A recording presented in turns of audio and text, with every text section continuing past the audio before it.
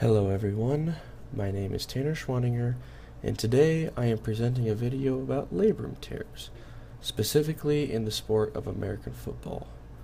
We will discuss first what a labrum is and where it is located, how an athlete can tear their labrum, if an athlete can continue to play with a torn labrum, or is surgery required before that athlete can return to play, some specific NFL players that have torn their labrum, and the recovery time if the athlete decides to surgically repair their torn labrum. Now, what exactly is a labrum and where is it located?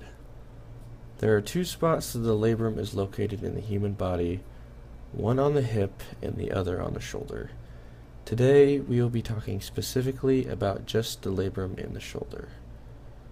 The definition for the labrum is the shoulder labrum is a fibrous or rigid type of cartilage. This type of cartilage is found only around the attachment of the socket.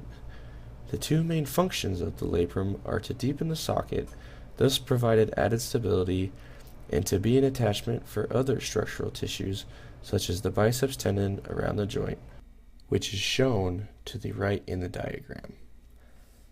So how does someone tear their labrum playing football?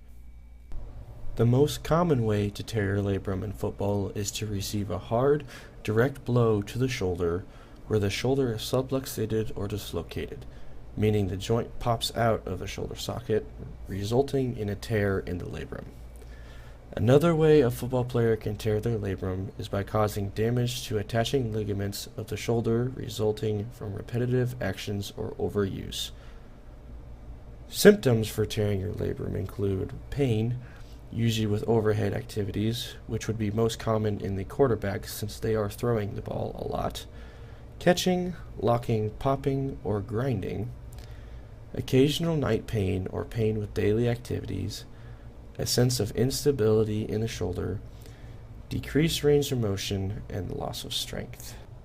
So now the real question is, can an athlete play through a labrum tear? In fact, they can.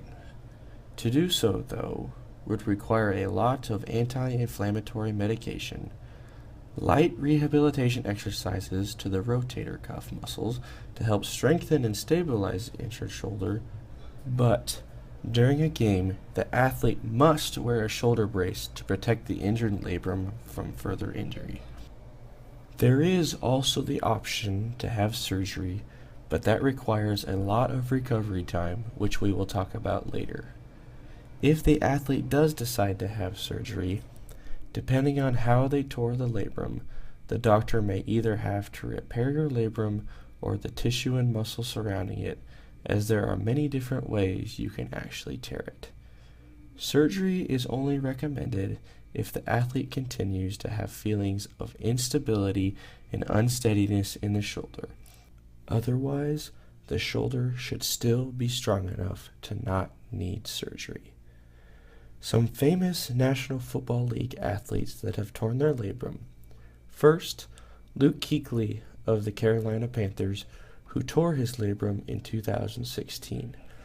He suffered the injury during the football season towards the end, but opted to play through it and instead get surgery after the season was done.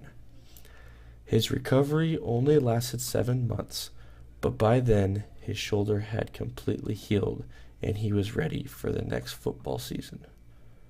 Next, we have Earl Thomas III of the Seattle Seahawks, who tore his labrum in 2015 during the football season, and just like Kuechly, decided to have off-season surgery to be ready by the next football season in September.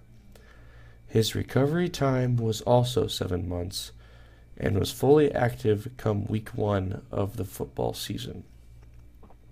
Mark Sanchez, formerly of the New York Jets, tore his labrum in 2014. He tore his early in the season, so he had a much longer time to rehabilitate his shoulder, which let him be able to perform the next season. He had a recovery time of 11 months. And now, finally, the recovery time period for a torn labrum. There are two maybe 3 recovery periods after the labrum has been surgically repaired, but I will only be talking about 2 of them, since the third one is basically the same thing as the second one. First, following surgery, the athlete must wear a sling for the next 4 to 6 weeks for the best recovery. They should also perform gentle, pain-free movements so that the shoulder cuff will not get stiff. Following those 4 to 6 weeks, the sling can be taken off and bigger ranges of motion can be performed on the shoulder, as there should be minimal to no pain left. Strengthening exercises should be performed on the shoulder so that it can get back to its former strength. Some exercises include isometric internal rotation of the shoulder, dumbbell rows, and forward rotation of the shoulder. All of these exercises should start out at a very light weight, and as the shoulder gets stronger, the weight also goes up. This stage lasts anywhere from 12 to 16 weeks.